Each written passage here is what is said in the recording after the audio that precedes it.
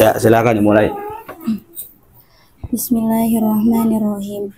Aslun utawi iki iku ana pasal sawiji wa kullu malan utawi saben-saben perkara iku amkana. Bawakan kitabnya barangkali yang mau ikutan nyimak. Mungkin akan opo emak al intifa'a ingalap manfaat bihi kelawan ma ma'abako iainihi serta nelanggungi kahanane emak sahat mukosah opo ijaratuhu nyewa akan emak idha kudirat nalikane den kira-kira opo manfaatuhu manfaate emak bi ahadi amaroini kelawan salah sijine perkara loro bimuddatin kelawan masa au amalin atawa pekerjaan wa itlaquha lan utawi mutlake ijarah iku yaktadi netepi opo itlak takjilal ujrati ing mempercepat upah illa ayyushtaroto angin to den syarat akan opo takjilu ngakhirakan upah wala tabtulu lan ora batal opo al ijaratu ijarah bimauti ahadil muta'aqidaini kelawan matine salah sijine wong kang akad loro fatabtulu lan dadi batal opo ijarah bitalafil ainil mustajirati kelawan rusake kahanane kang den sewa wala domana lan ora nanggung alal ajiri ing atase wong kang nyewa illa biudwanin angin kelawan ceroboh. Langsung jelaskan. Asal menjelaskan tentang ijarah. Apa yang dimaksud dengan ijarah? Ijarah ialah menurut bahasa nama sebuah upah, sedangkan menurut syara ialah kontrak jasa atau manfaat yang memiliki nilai ekonomis maksudah. Transaksi ijarah ini akan sah apabila memenuhi 5 persyaratan. Yang pertama itu adanya mu'jir atau ajir, yaitu pemilik jasa atau pemilik barang. Yang kedua adanya mustajir, yaitu penyewa jasa atau penyewa barang. Yang ketiga adanya ujrah, yaitu nama sebuah upah.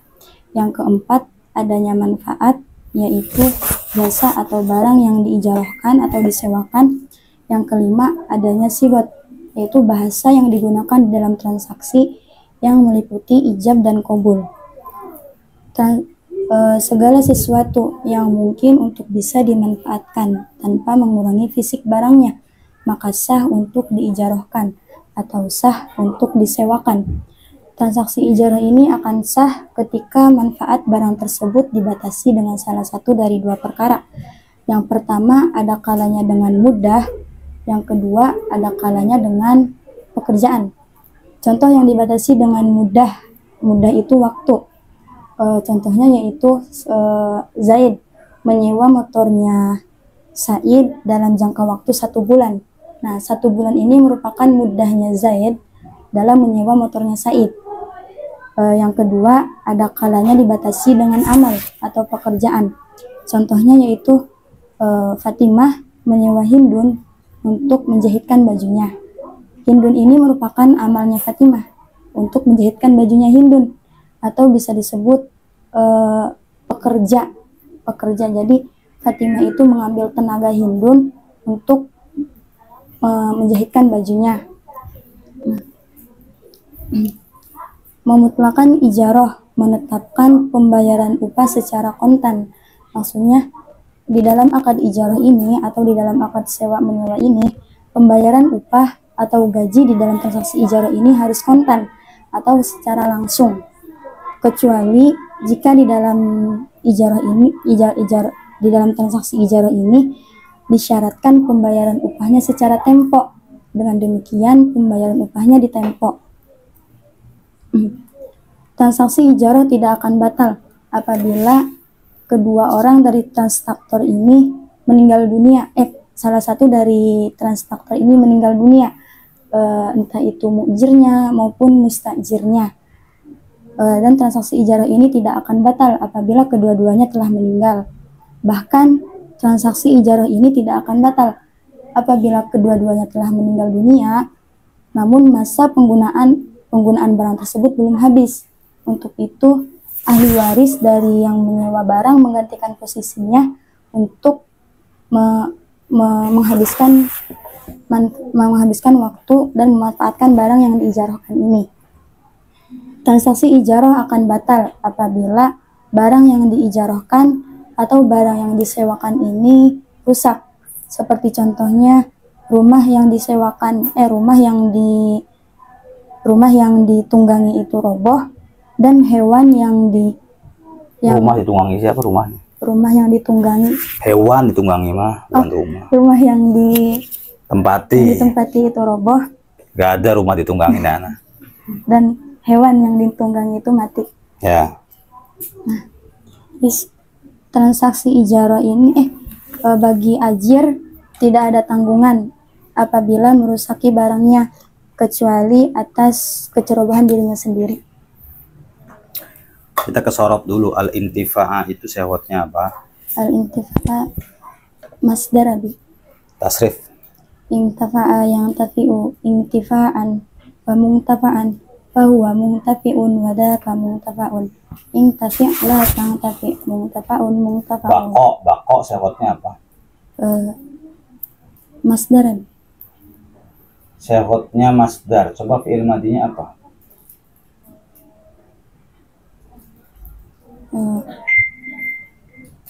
Fi'il madi abi. Iya, enggak, fi'il madinya apa? Ini kan masdarnya, fi'il madinya apa? Bako'a. Fi'il madi abi. Iya, fi'il madinya apa?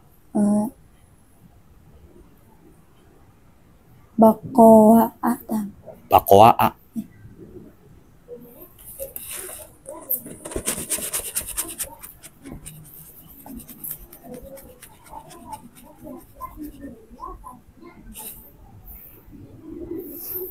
Fi'il madinya bako, fi'il mudhari'nya yabqi.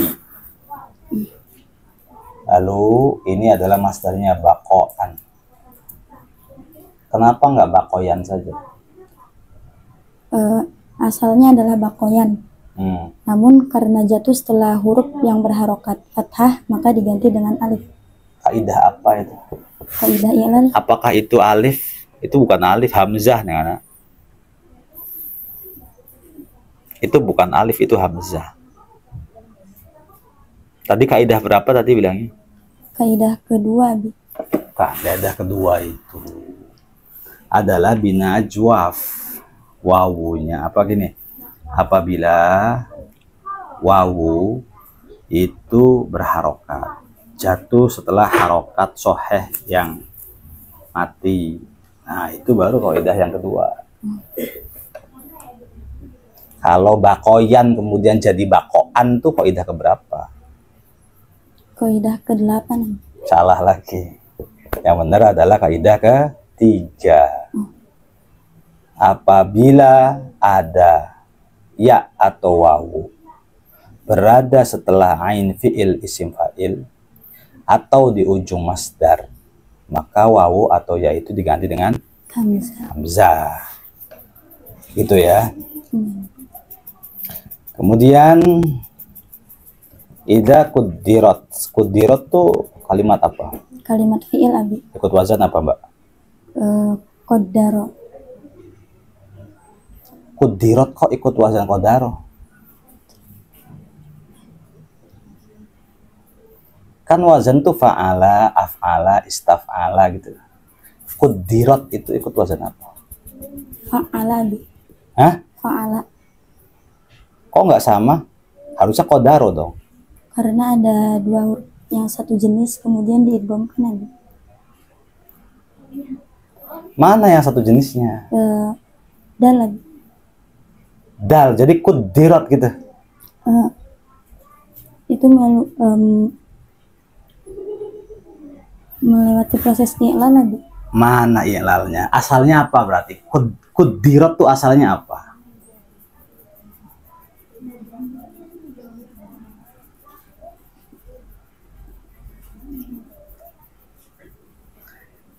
Kalau ain fi'il dan lam fi'il satu jenis bisa digabungkan. Contohnya madda, soha. Tapi kalau ini dalnya tengah-tengah, berarti kodadaro. Bagaimana aslinya?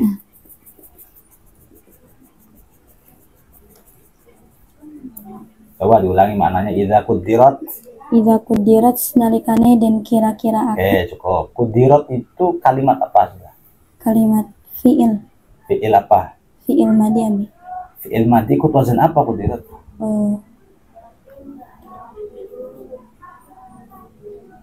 Fu'ila ta. Hah? Fu'ila. Fu'ila. Kenapa nggak qadaro saja? Kenapa qadiro? Karena dia dimajhulkan. Dimajhulkan. Fi'il madi kalau dimajhulkan itu bagaimana prosedurnya? Dhammah di awal dan sebelum akhirnya berharokat kasroh. Masih hafal? Bet imritinya coba. Sudah hatam kan?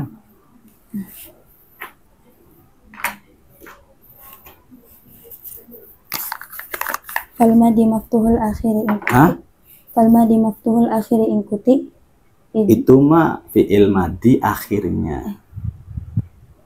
Falmadi maftuhul itu fi'il madi akhirnya dibaca fathah. Ini fi'il madi apabila dimabni majhulkan maka dumma awwaluhu wa kusiro ma qabla akhirih. Maka bednya mana?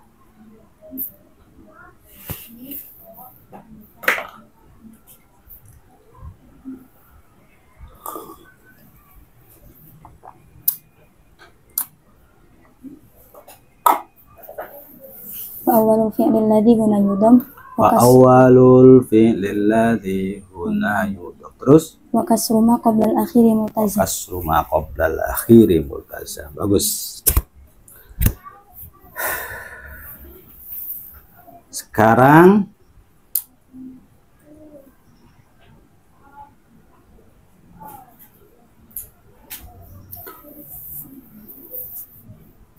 wala tabtulu al-ijarah. Al-ijarah itu i'rabnya dibaca apa? Dibaca rofa abi. Rofa. Kenapa dibaca rofa? Karena menjadi fa'il.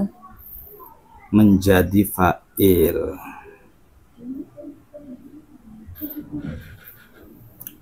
Alamat rofanya apa? Dhammah abi. Tempatnya di Isim mufrad abi.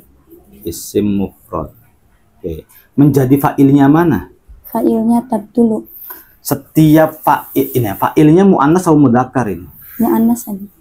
Kalau muannas berarti fi'ilnya harus muannas dong. Mana ciri muannasnya? Ada tak mudoro'ah di Ada tak mudoro'ah. Itu huruf apa namanya? huruf mudoro'ah abi. Ada berapa huruf mudoro'ah tuh? Ada 4. Sebutkan. Ya, ta, hamzah dan nun. Pengen tahu bednya mana?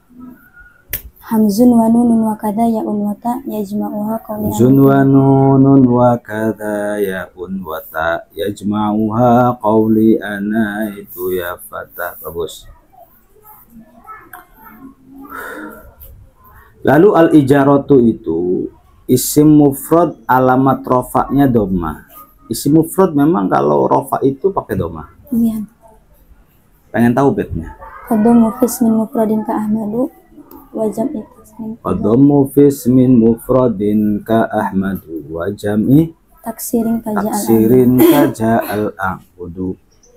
Lalu domana. Domana itu dibaca apa, Pak Ana? Dibaca nasab. Dibaca nasob. Isim atau fi'il sih itu? Isim abi. Mana alamat isimnya? Al nggak ada, tanwin nggak ada.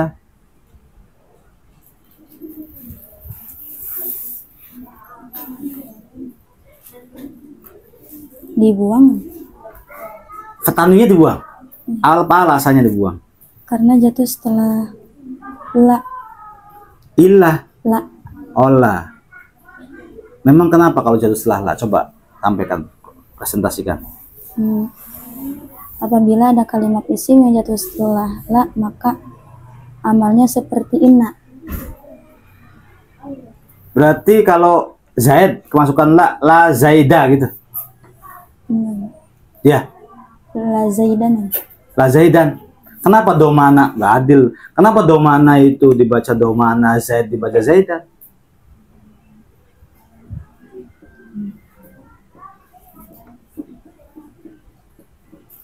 Kan sama-sama fi'il kan?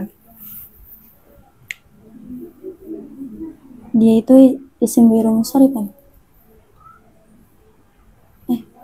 Salah lagi. Kok isi buah ilmu sorif nyambungnya?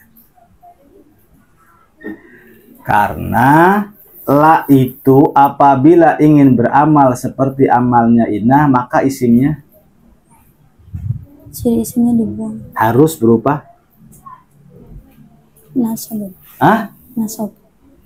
Iya pasti nasab, tapi isimnya harus berupa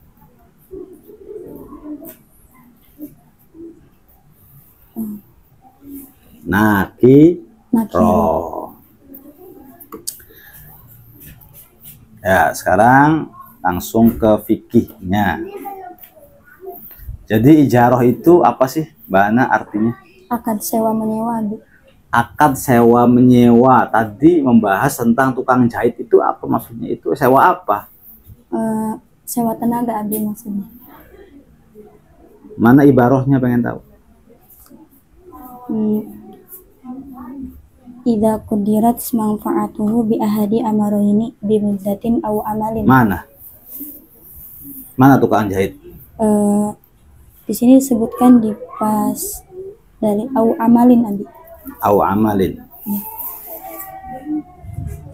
Kalau tukang bangunan itu dibayar, kadang-kadang kan beda-beda masyarakat. Itu ada yang 1 hari 100, ada 1 hari 150. Itu kalau orang lagi bangun rumah itu akadnya akad apa? Akad ijarah, Abi. Ijarah dalam segi apa? Dalam segi amal atau pekerjaan.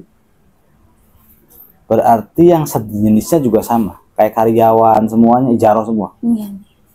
Kalau yang masa, contohnya apa masa? Contohnya Zaid menyewa motornya Said dalam 1 bulan. 1 bulan ini merupakan masanya Zaid untuk menyewa motornya Said. Antara nyewa dengan gaji itu gimana? Kalau tadi karyawan itu gaji, iya kan? Kalau ini nyewa, tapi kok sama-sama ijarah tuh gimana, Pak?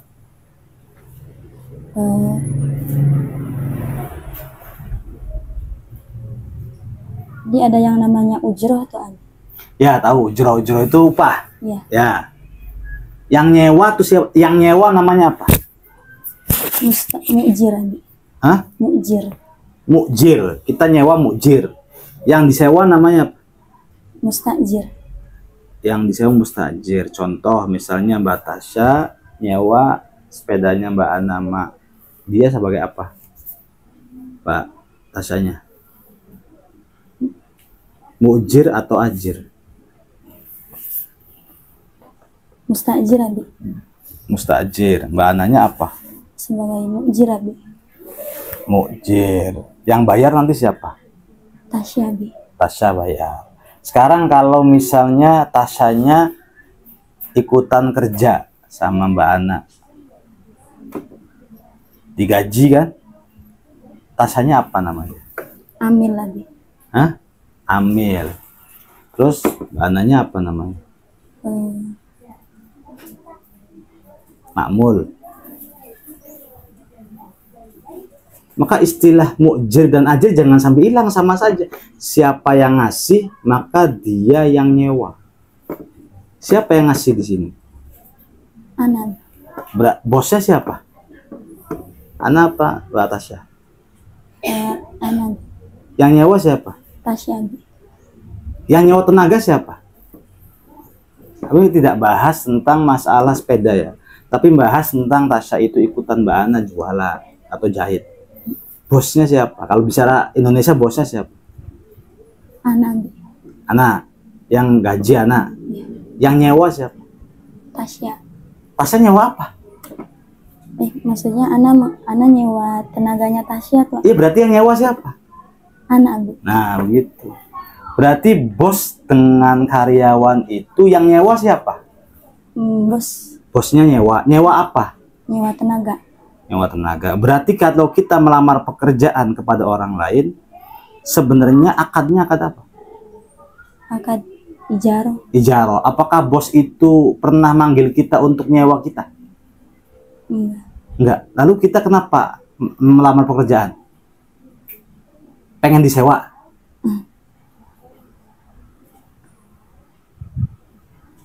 Iya, pengen disewa tenaganya.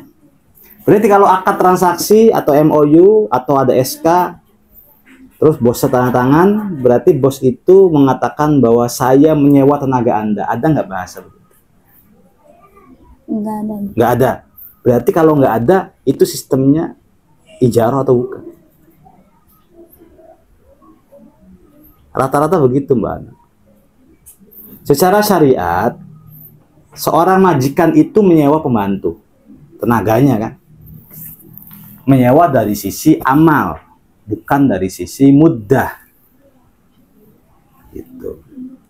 Berarti selama pembantu itu ada di rumahnya sang majikan 3 tahun 4 tahun dan digaji oleh majikan, berarti selama itu pula majikan itu menyewa tenaganya. Itu ijarah, bukan sewa menyewa. Ijarah, Abi. Ijarah. Kalau ijarah katanya tadi ada sighot. Dari mana istilah sighot?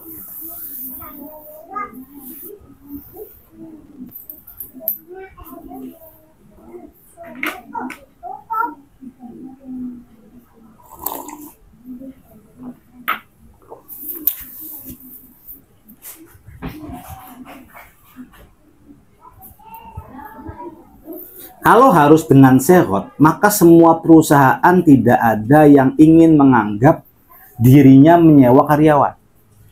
Iya kan? Nah, sahkah ijarah tanpa sighot? Sah enggak? Sah, Abi. Tahu dari mana?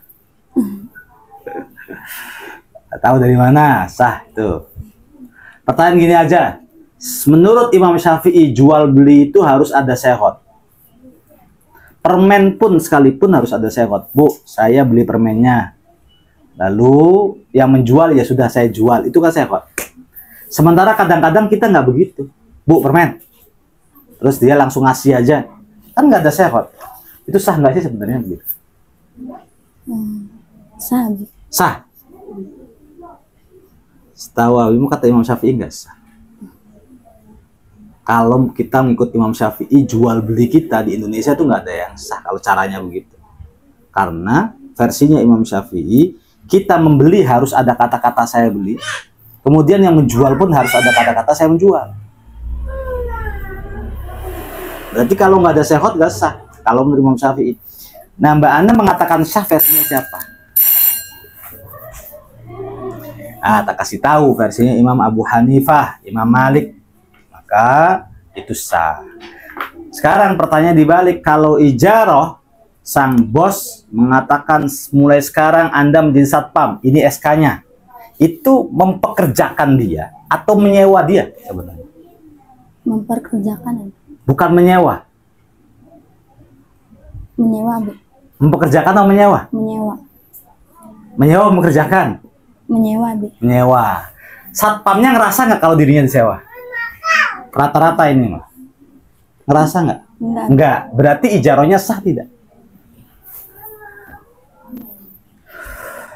Sah, Abi. Sah. Kenapa sah?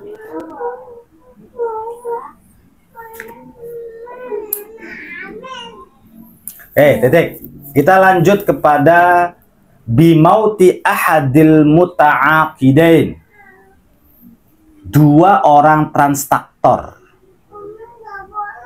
Yang satu si penyewa, yang satu yang disewa gitu ya.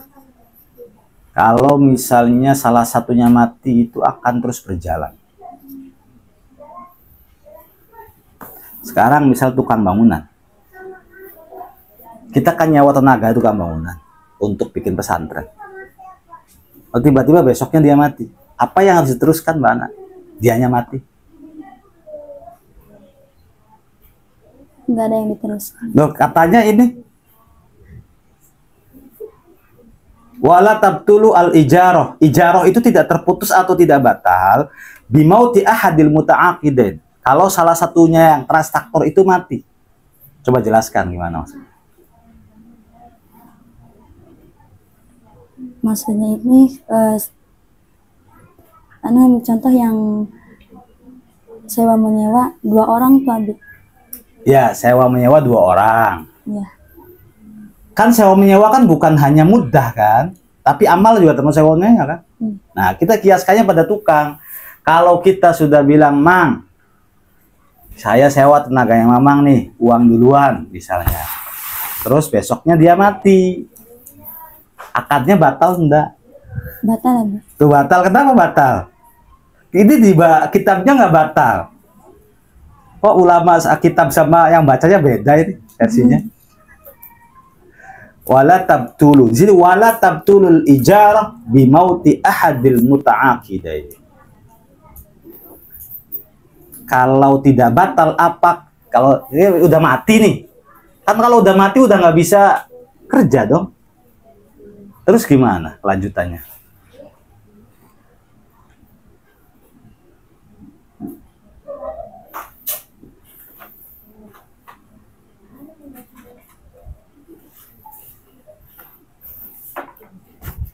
Maaf ya cedek ya, dikasih pertanyaan-pertanyaan susah. Ajar udah gede gitu. Mbak, Cak, rokoknya ada. Oke, berarti nggak paham Mbak Ananya bahwa tukang itu kan harian. Itu lo jawab. Ya namanya juga orang belum paham bayar tukang lo gimana, wajar, belum dewasa, masa belum punya rumah. Tukang itu bayarnya harian. Kalau tukang itu kerja Minggu, Senin, Selasa, dikasih Minggu, Senin, Selasa. Kalau robohnya mati ya sudah. Mau kerja apa? Masa dia kerja di kuburan? Gak mungkin dia masih kerja. Paham kan begitu? Nah, berbeda dengan halnya sewa rumah. Kalau yang menyewakan rumah itu mati, yang menyewa itu maka tidak akan terputus, tidak akan batal. Gitu ya. Sudah cukup. Sekarang madep ke sana, kita pengen ngobrolin tentang waris atau faraid. Bantu Matasya.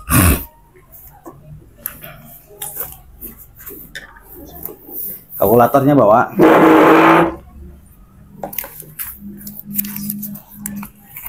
Sekarang mau nguji faraid, Dede. Faraid itu ilmu tentang waris. Menghadapnya ke sana, ke ngidul. Nah, biar enggak. Nanti jawaban saya dengan jawaban yang Ana itu sama atau beda. Kalau yang Ana beda berarti salah.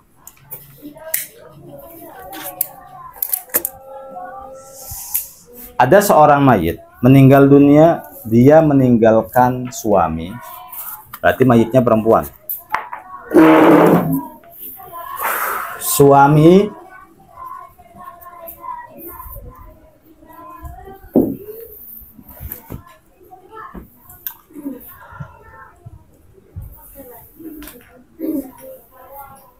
ayah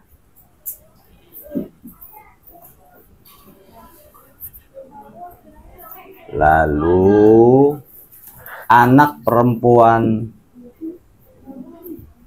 satu,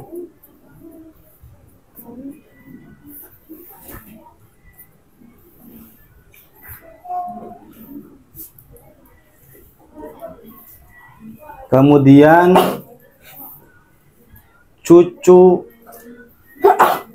perempuan dua,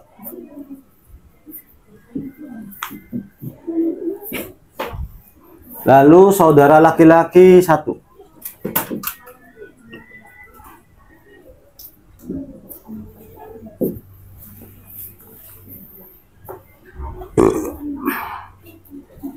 Sok, dah, segitu aja.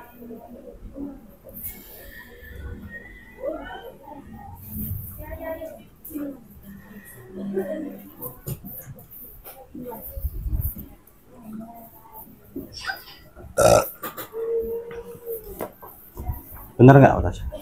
Bener nggak?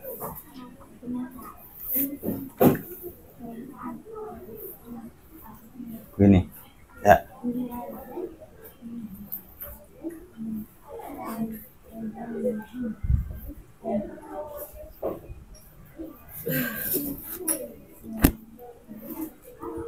Ya.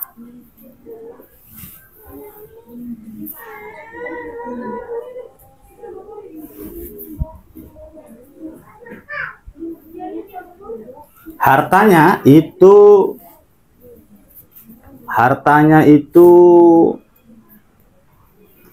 240 juta. Tirkah atau harta peninggalan mayit itu 240 juta.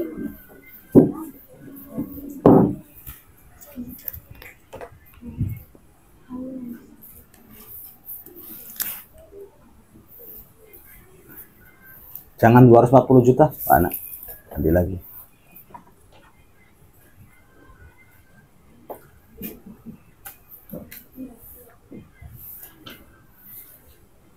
Sedih ini aku.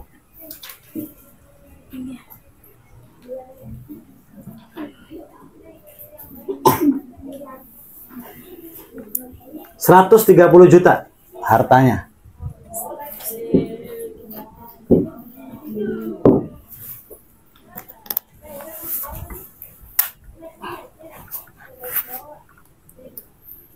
Jadi besar mana?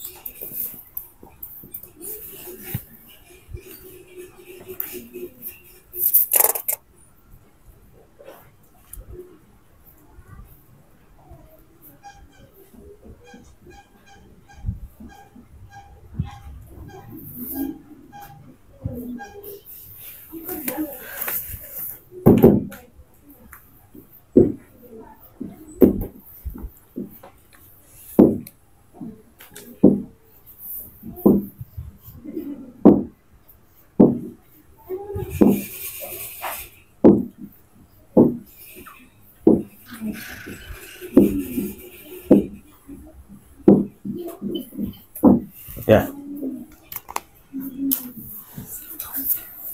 Gampang soalnya, ya anak.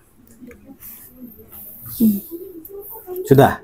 Belum, Abi. Ya.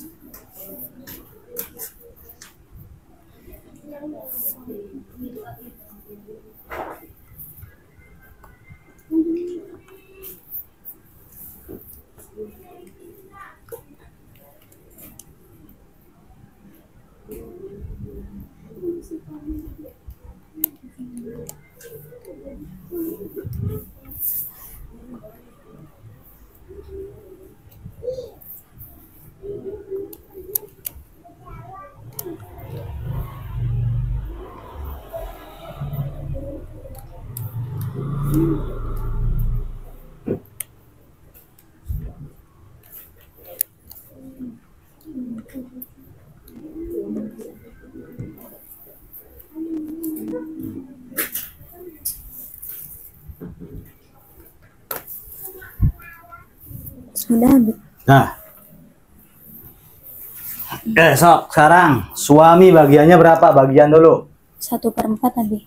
1/4, bener. Ayah? 1/6. Ya, anak perempuan? 1/2, Abi. Cucu perempuan 1/6 Abi. saudara laki-laki. Mahjub Abi. Asal masalahnya 12 Abi. siham suami 3 Abi. 3, siham ayah 2 ya. Iya Abi. Siham anak perempuan 6 Abi. 6, siham cucu perempuan 3 Abi. 3. Iya. 3 bener. Iya Abi. Coba jangan nengok sini.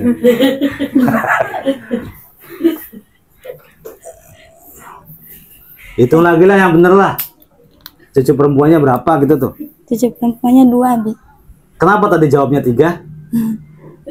Salah Abi. 2. Ada sesuatu yang terjadi tidak? Ada Abi. Apa itu? Rod. Hah? Aul Abi.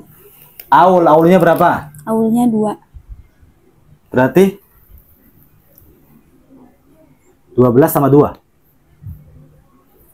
Iya Abi. Berarti berapa?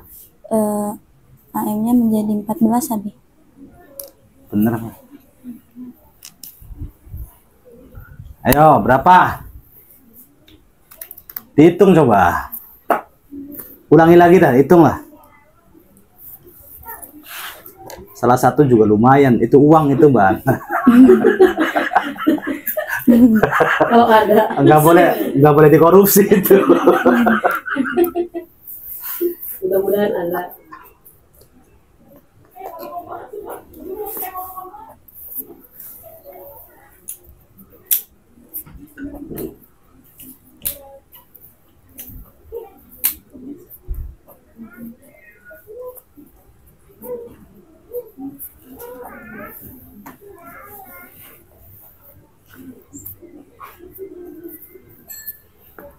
Yang anak tuh faroidnya hitung-hitung warisnya pinter. Itu warisan pintar. Iya, cuman sekarang aja santri tuh kadang-kadang pinter di belakang, tapi kalau di depan saya tuh jadi nggak tahu mereka tuh. Entah itu grogi atau apa, apalagi ada orang tuanya gitu.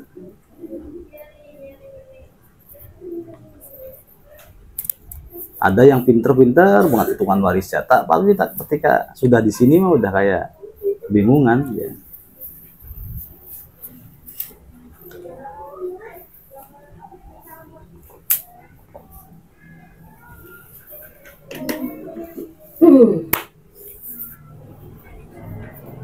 Ya, tapi kalau dirasa menurut Mbak Ana itu udah benar, ya sudah, nggak apa-apa.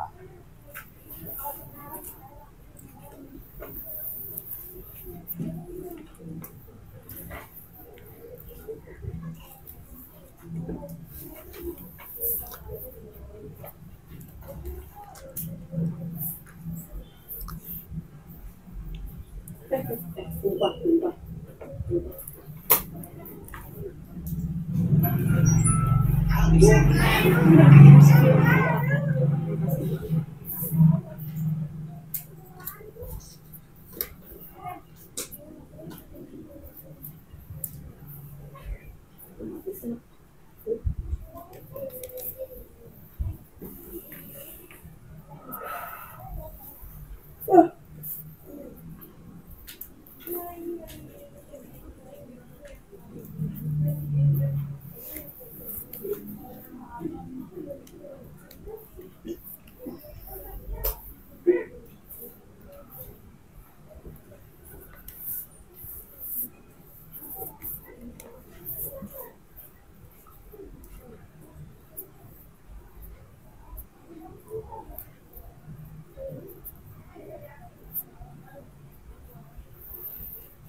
Kenapa ujiannya bab begini? Karena ini bab untuk yang dewasa.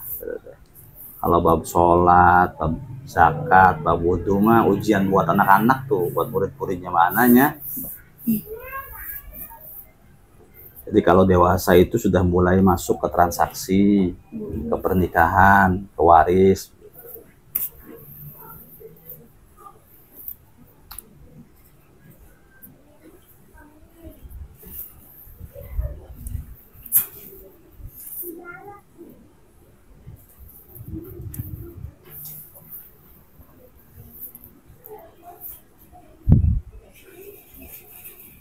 Sudah, Abi.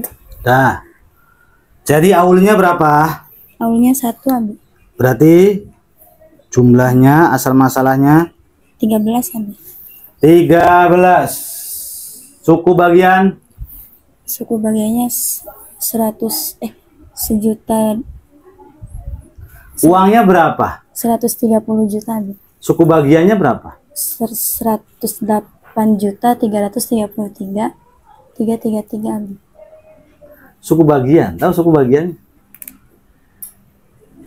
130 juta dibagi 13. nah berapa? 108.333. Kalkulatornya itu tahun berapa itu nah? Coba ulang lagi. Error itu kalkulatornya itu. Diganti kalkulatornya, Pak. Barangkali emang